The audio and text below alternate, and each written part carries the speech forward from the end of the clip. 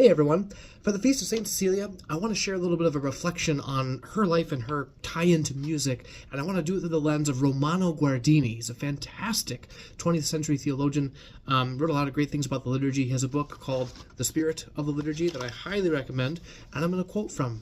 He says this: "We see then that it is primarily concerned with reality, it being the liturgy, with the approach of a real creature to a real God, and with the profoundly real and serious matter of redemption.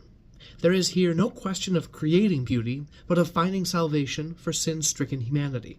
Here truth is at stake, and the fate of the soul, and real, yes, ultimately the only real, life.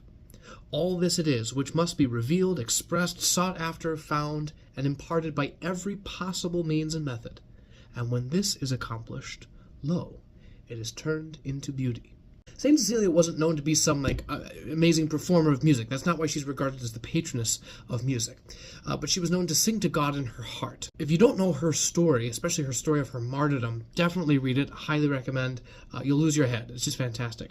But at any rate, she died defending the truth. She was somebody who sought after truth above all else. And this is what we want to represent in the liturgy. We have to seek after truth. And when we seek after truth and the goodness of the reality that we're celebrating in the liturgy, we represent that musically. That's where things really become beautiful. We're not able to just on our own aesthetically adorn the liturgy through our own efforts as artists, musicians, performers.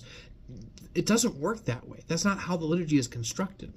And so when we consider the example of St. Cecilia, we experience an example of somebody who understood that prayer comes from the heart. It comes from the internal, the true person.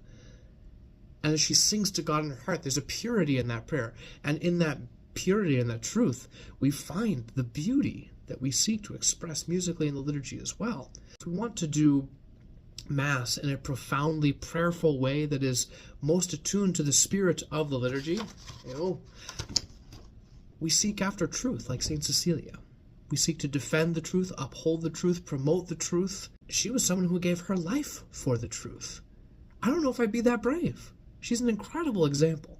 So ponder St. Cecilia at her example and her witness today, and don't just make it about making really nice music, because that's not what she's about.